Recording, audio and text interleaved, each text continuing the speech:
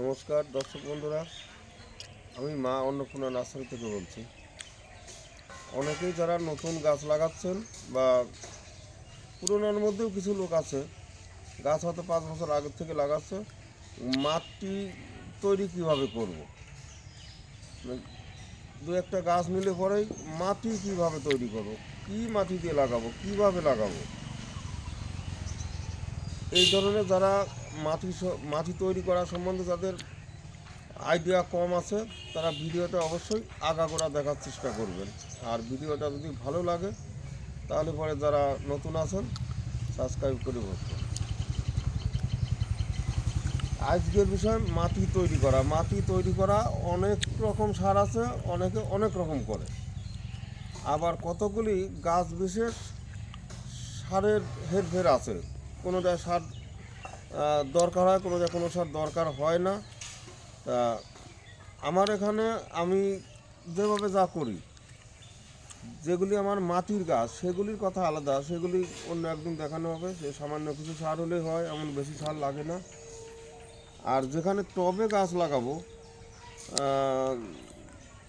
ছাদে টবে বা মাটিতে, এক কথা টবে মাটি ছাড়া যেখানে গাছ লাগাবো সেখানে কিন্তু মাটির উপর গুরুত্ব দিতেই হবে। মাটিটা যদি ঠিকমতো তৈরি করতে না পারেন, ঠিকঠাক মাটি না তৈরি করে যদি গাছ লাগান তাহলে সেই গাছের গ্রোথ নেবে না, গাছ বাড়বে না, আর ফুল ফল আসতেও দেরি হবে।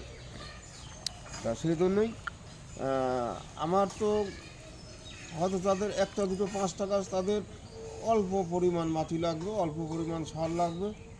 কিন্তু আমার এখানে তো একটু বেশি বেশি গাছ, যার কারণে আমি একবারে বেশি সব কিছু করে নিচ্ছি।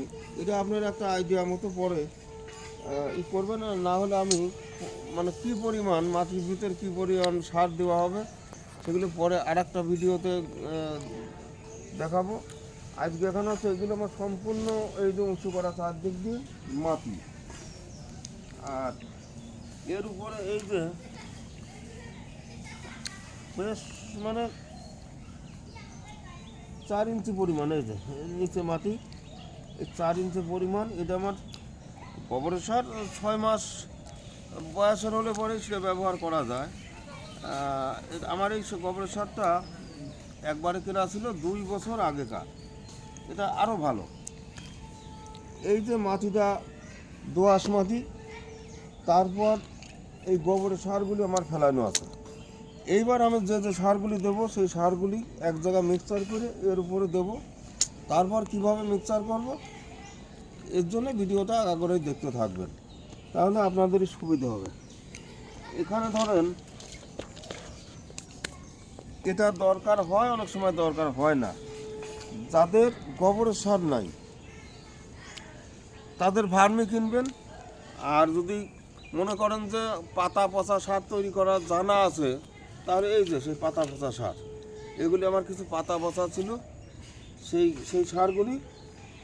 আর এই যে শিংকুচি, এখানে কেজি 1.5 মতো আছে, একটু কম বেশি হলে সমস্যা নাই, তবে অতিরিক্ত যেন না হয়, অতিরিক্ত হলে পরেই গাছের ক্ষতি হবে। এখানে 2 কেজি আছে হাড় গুঁড়ো,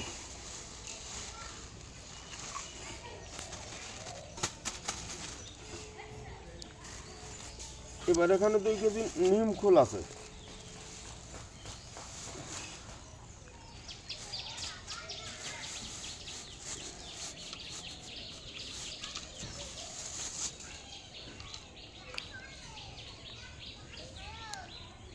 এরপর আছে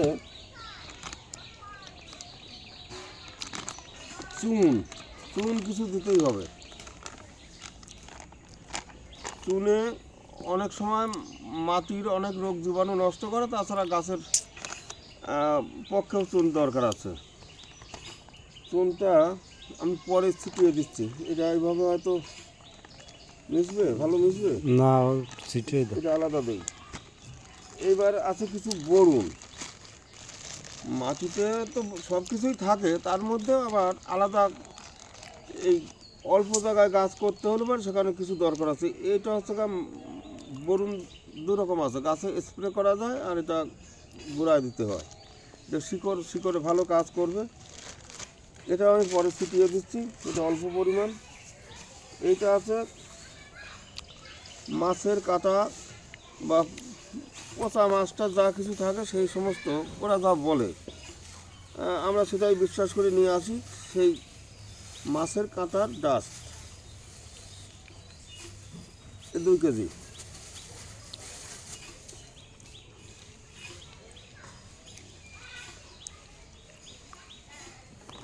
এটা তো বেশি, এটা আছে অনেক বার আছে 5 কেজি। আচ্ছা, এত লাগবে না। এটা অর্ধেক- আছে রক্ত। এই রক্ত থেকে এই সারগুলি করে। তবে এদেশের তো নিয়ম, সব কিছুতে ভেজাল।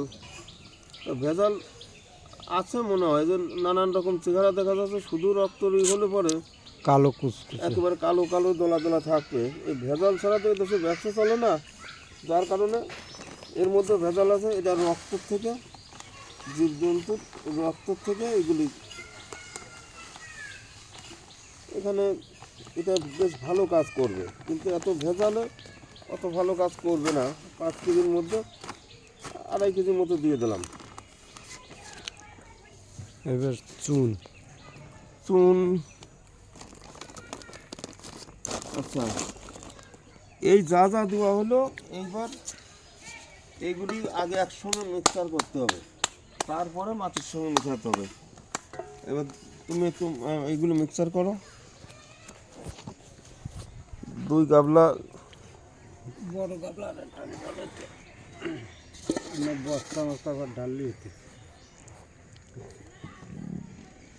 দেখো, না হলে মাটির উপরে বস্তা পাতো। ওই তো পিছনে বস্তা আছে, এর উপরে সমান করো। সমান করে তুমি এর উপরেই ঢালো, কারণ জায়গা কম হচ্ছে।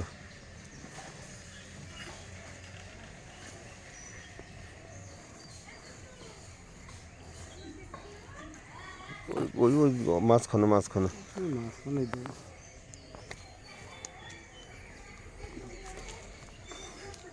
এক জায়গা ঢালো।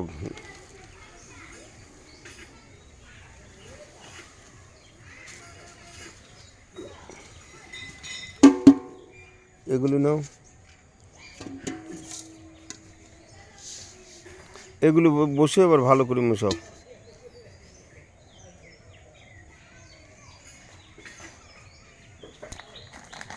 হ্যাঁ, এবার চুনটাও দিয়ে দাও, দিয়ে একসঙ্গে মিশিয়ে নাও।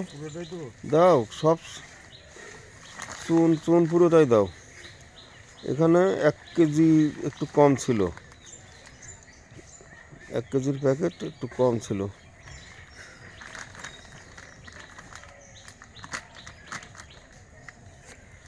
এটা বরুণটাও দিয়ে দাও। একসঙ্গে দিয়ে সব মিক্সচার করে তারপর আবার এটা ছিটাবা।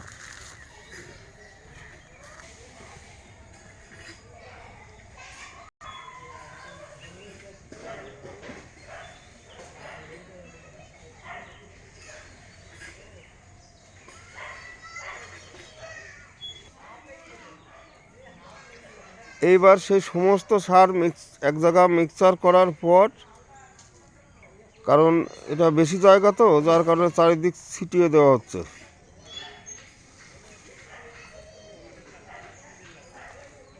সব দিকে যাতে সমানভাবে পড়ে সেইভাবে দেবে। দাও দাও, বেশি বেশি দাও। দেখ,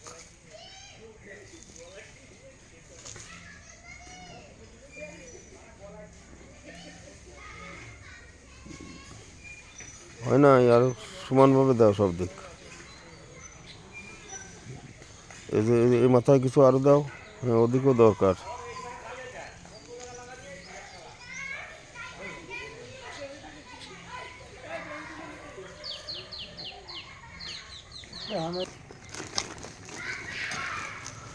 সমস্ত সার একসঙ্গে মিক্সচার করা হলো, তারপর এই মাটির উপরে, গাদার উপরে সমানভাবে ছিটানো হলো। এবার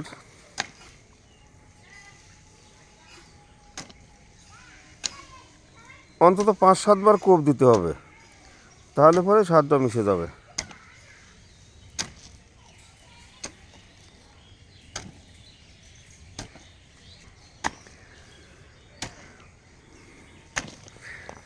এইভাবে 5-7 বার কোপানোর পর ভালো করে মিশে গেলে তারপর আমরা গাদা করে রাখছি মাটি। যেদিন গাছ লাগাবো মোটামুটি এইরকম সার তৈরি করার পরে কম করে 3 সপ্তাহ পরের থেকে আপনারা গাছ বসাবেন।